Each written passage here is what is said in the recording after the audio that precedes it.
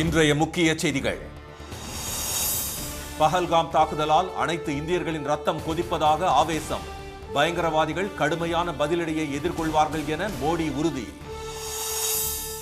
போலி கணக்குகள் மூலம் ஃபேர்பிளே நிறுவனம் 4500 கோடி ரூபாய் மோசடி. பண பரிமாற்ற வழக்கில் அமலாக்கத்துறை குற்றப்பத்திரிகை தாக்கல். வெயிலுக்கு இதமான மழை 5 நாட்கள் நீடிக்கும். வெப்பநிலை 4 டிகிரி அதிகரிக்கவும் வாய்ப்பு. ட்ரம்பின் வர்த்தக போரால் அதிகரிக்கும் நெருக்கடி. அமெரிக்காவில் ஆலைகளை தொடங்க சீன நிறுவனங்கள் ஆர்வம்.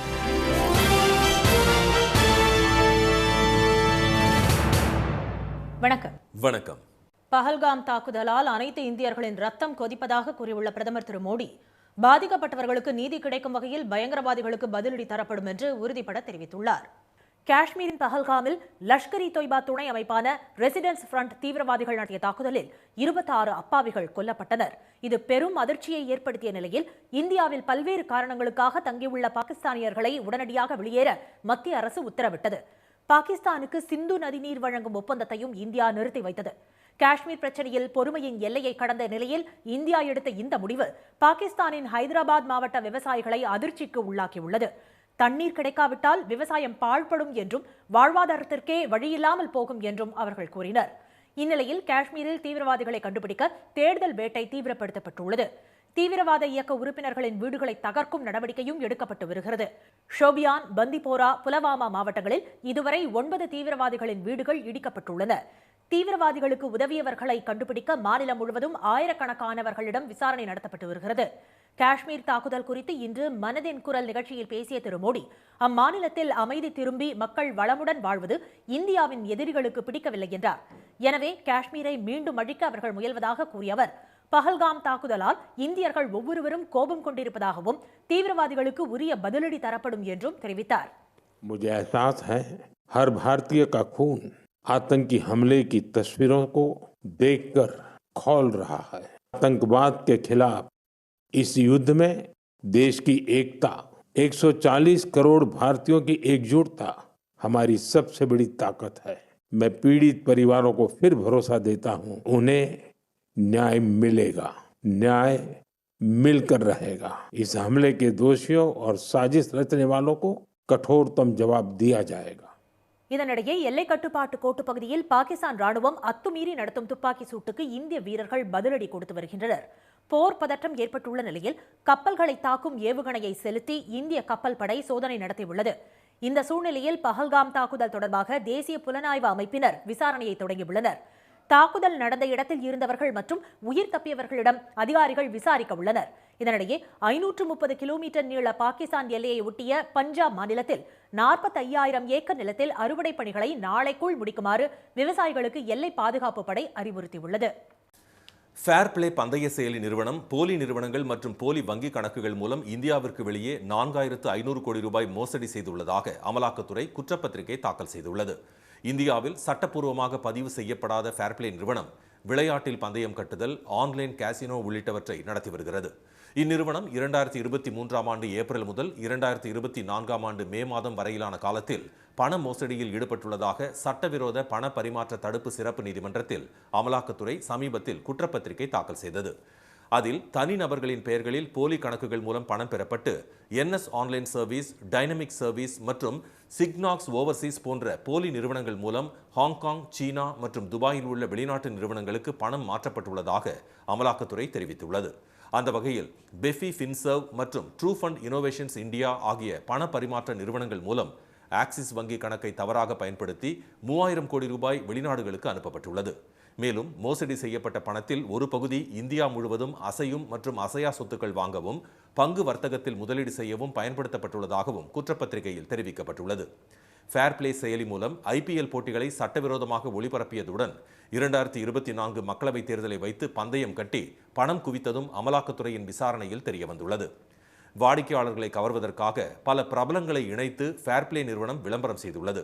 சட்டவிரோத தளத்தை ஆதரித்ததற்காக அந்த பிரபலங்களுக்கு மகாராஷ்டிர சைபர் கிரைம் போலீசார் சம்மன் அனுப்பியுள்ளனர்.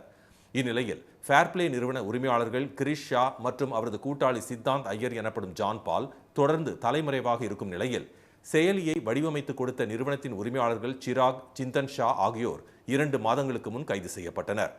ஃபேர் பிளே நிறுவனம் சட்டவிரோதமாக ஐபிஎல் போட்டிகளை ஒளிபரப்பியதால் 100 கோடி ரூபாய் அளவிற்கு நஷ்டம் ஏற்பட்டதாக ஐபிஎல் டிஜிட்டல் உரிமைகளை வைத்திருந்த வயாகாம் 18 நிறுவனம் மகாராஷ்டிர சைபர் கிரைம் போலீசில் 2023ஆம் ஆண்டு புகார் அளித்தது. அதன் பிறகே ஃபேர் பிளே நிறுவனத்தின் சட்டவிரோத பண பரிமாற்ற மோசடி வெளிச்சத்திற்கு வந்தது. தமிழ்நாட்டில் அடுத்த 4 தினங்களுக்கு வெப்பநிலை இயல்பை விட 4 டிகிரி செல்சியஸ் அதிகரிக்க வாய்ப்புள்ளதாக சென்னை வானிலை மையம் எச்சரித்துள்ளது. தமிழ்நாட்டில் வெப்பத்தின் தாக்கம் நாளுக்கு நாள் அதிகரித்து வரும் நிலையில் ஆங்காங்கே கோடை மழையும் பெய்து வருகிறது. கடந்த 24 மணி நேரத்தில் குமரி மாவட்டம் குழித்துறை, நெய்யூர், புதுக்கோட்டை மாவட்டம் ஆவுடையார்கோவில் ஆகிய இடங்களில் 4 சென்டிமீட்டர் மழை பதிவாகியுள்ளது. தஞ்சை மாவட்டம் பட்டுக்கோட்டையில் இடி மின்னலுடன் 2வது நாளாக இன்று கனமழை பெய்தது. இதனால் சாலைகளில் மழை நீர் பெருக்கெடுத்து ஓடியது.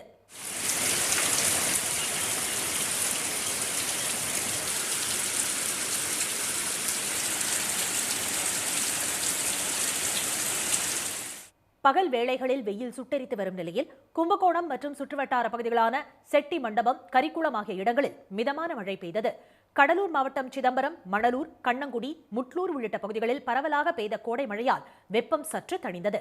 நாகை மாவட்டம் வேதாரண்யம், தலைஞாயிறு, பெரிய குத்தகை, தேத்தாக்குடி மற்றும் சுற்றுவட்டார பகுதிகளில் 1 மணி நேரத்திற்கும் மேல் பலத்த மழை கொட்டியது.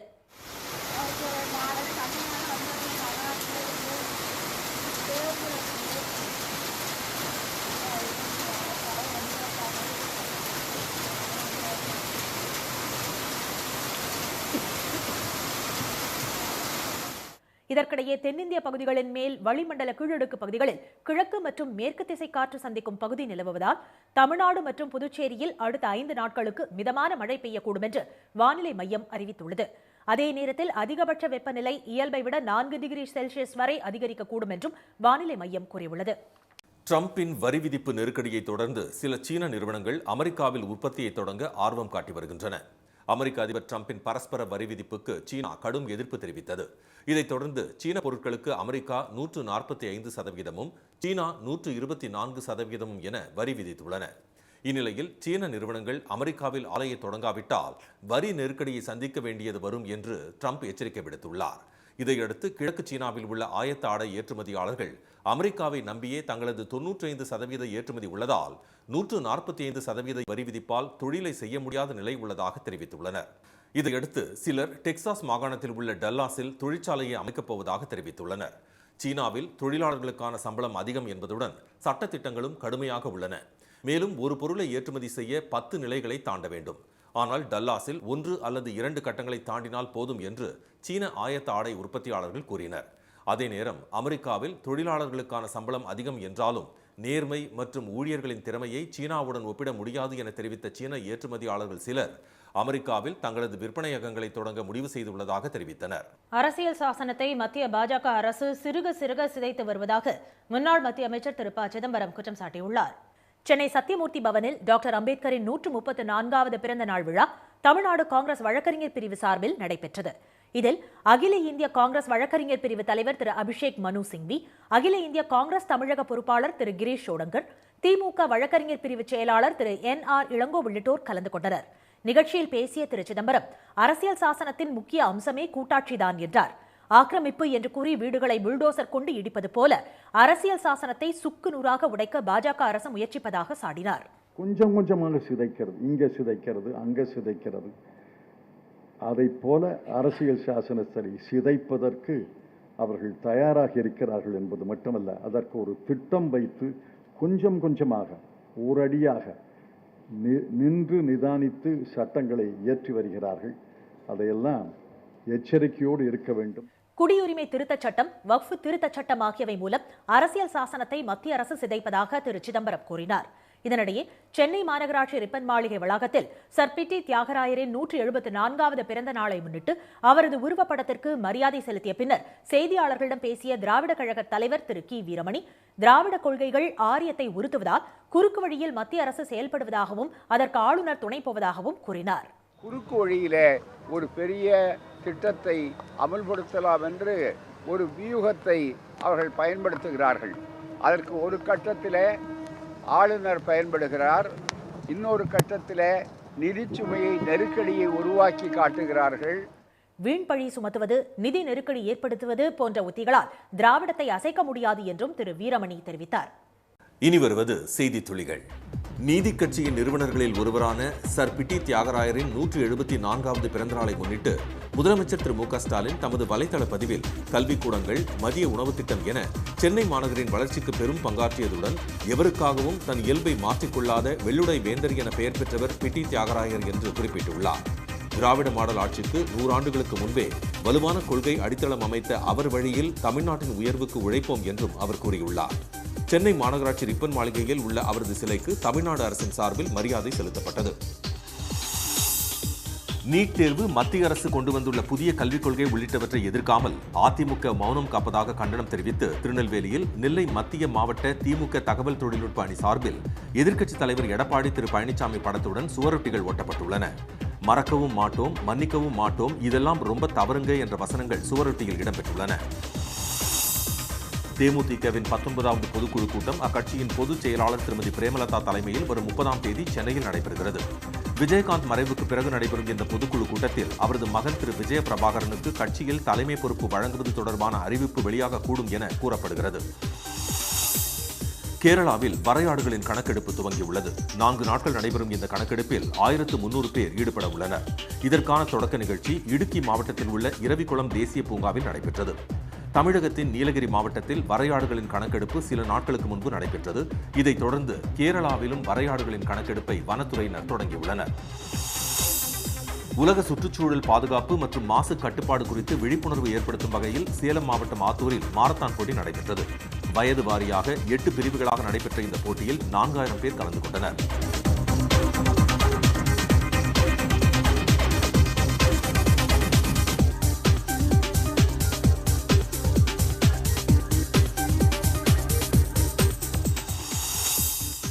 புதுக்கோட்டை மாவட்டம் அன்னவாசல் அருகே தண்ணீர் தேடி ஊருக்குள் மான்கள் வருவதை தவிர்க்க வனப்பகுதியில் தண்ணீர் தொட்டி அமைக்க வேண்டும் என்ற கோரிக்கை எழுந்துள்ளது. தமிழக அரசின் தோட்டக்கலைத்துறைக்கு சொந்தமான அண்ணா பண்ணையை ஒட்டி அடர்ந்த வனப்பகுதி உள்ளது. அங்கிருந்து தண்ணீர் தேடி புள்ளிமான்கள் ஊருக்குள் வருவதாக பொதுமக்கள் கூறினர். அவ்வாறு வந்த மான் ஒன்றை தெரு நாய்களிடமிருந்து மீட்ட இளைஞர்கள் காவல்துறையினர் மூலம் வனப்பகுதிக்குள் அனுப்பி வைத்தனர். ராமநாதபுரம் மாவட்டம் கமுதி அருகே பம்மனேந்தல் கிராமத்தில் பெரிய நாச்சியம்மன் கோவில் பொங்கல் விழாவை முன்னிட்டு இன்று மாட்டு வண்டி பந்தயம் நடைபெற்றது. பெரிய மாட்டு வண்டி, சிறிய மாட்டு வண்டி, பூஞ்சீட்டு, தேஞ்சீட்டு என 4 பிரிவுகளாக நடந்த போட்டியில் மொத்தம் 53 மாட்டு வண்டிகள் கலந்து கொண்டன.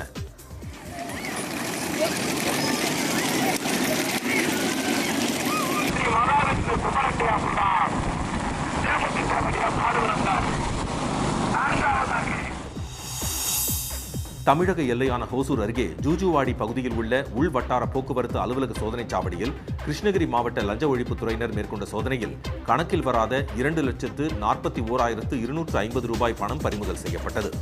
அண்டை மாநிலங்களில் இருந்து வரக்கூடிய சரக்கு லாரிகள் மற்றும் சுற்றுலா வாகனங்களுக்கு அந்த சோதனைச் சாவடியில் அனுமதி கட்டணம் மற்றும் வரி கூடுதலாக வசூலிக்கப்படுவதாக வந்த புகாரின் அடிப்படையில் சோதனை மேற்கொள்ளப்பட்டது.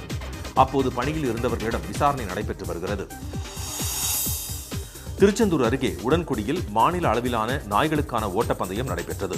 திருநெல்வேலி, தூத்துக்குடி, தென்காசி, கன்னியாகுமரி என தென் மாவட்டங்களைச் சேர்ந்த 64 நாய்கள் இந்த பந்தயத்தில் கலந்து கொண்டன.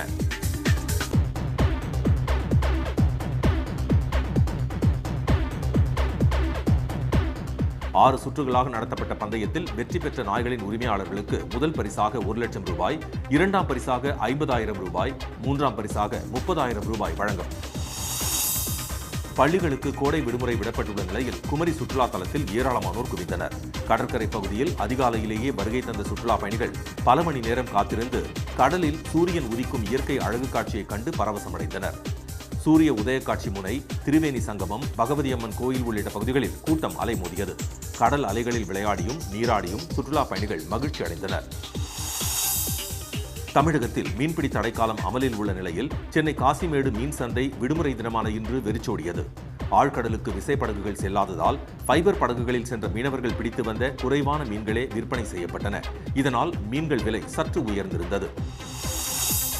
சென்னையில் இன்று ஆபரண தங்கம் விலை மாற்றமின்றி ஒரு சவரன் 72,040 ரூபாயாகவும் 1 கிராம் 9,005 ரூபாயாகவும் உள்ளது. வெள்ளி விலை மாற்றமின்றி 1 கிராம் 112 ரூபாயாக உள்ளது. ஐபிஎல் போட்டியில் லக்னோ அணிக்கு 216 ரன்களை வெற்றி இலக்காக மும்பை இந்தியன்ஸ் அணி நிர்ணயித்துள்ளது. மும்பை வான்கடே மைதானத்தில் நடைபெற்று வரும் 45வது லீக் ஆட்டத்தில் டாஸ் வென்ற லக்னோ அணி பந்து வீச்சை தேர்வு செய்தது. முதலில் ஆடிய மும்பை இந்தியன்ஸ் அணியின் தொடக்க வீரர்கள் ரியான் ரிக்கல்டன் 32 பந்துகளில் 58 ரன்களும், ரோஹித் சர்மா 5 பந்துகளில் 12 ரன்களும் எடுத்து ஆட்டமிழந்தனர். அடுத்து வந்த வில் ஜாக்ஸ் 29 ரன்கள் எடுத்து வெளியேற சூரியகுமார் யாதவ் 54 ரன்களுக்கு ஆட்டமிழந்தார். தொடர்ந்து ஆடிய திலக் வர்மா, ஹர்திக் பாண்டியா ஆகியோர் சொற்ப ரன்களில் பெவிலியன் திரும்பினர். போஷ் தீபக் இணை கடைசி வரை நிலைத்து நின்று ஆடியது. முடிவில் மும்பை இந்தியன்ஸ் அணி 7 விக்கெட்டுகள் இழப்பிற்கு 215 ரன்கள் எடுத்தது. மீண்டும் இன்றைய முக்கிய செய்திகள். பஹல்காம் தாக்குதலால் அனைத்து இந்தியர்களின் ரத்தம் கொதிப்பதாகவும் பயங்கரவாதிகளுக்கு கடுமையான பதிலடி தரப்படும் எனவும் பிரதமர் மோடி தெரிவித்துள்ளார். போலி வங்கிக் கணக்குகள் மூலம் ஃபேர் பிளே நிறுவனம் 4500 கோடி ரூபாய் மோசடி செய்துள்ளதாக அமலாக்கத்துறை குற்றப்பத்திரிகை தாக்கல் செய்துள்ளது. தமிழ்நாட்டில் அடுத்த 4 தினங்களுக்கு வெப்பநிலை இயல்பை விட 4 டிகிரி செல்சியஸ் அதிகரிக்க வாய்ப்புள்ளதாக வானிலை மையம் எச்சரித்துள்ளது. இத்துடன் இந்த செய்திகள் நிறைவடைந்தன. மீண்டும் சன் டிவியில் செய்திகள் காலை 7:30 மணிக்கு. செய்திகளை உடனுக்குடன் தெரிந்து கொள்ள QR கோடை ஸ்கேன் செய்து சன் நியூஸ் வாட்ஸ்அப் சேனலில் இணைந்திருங்கள். வணக்கம். வணக்கம்.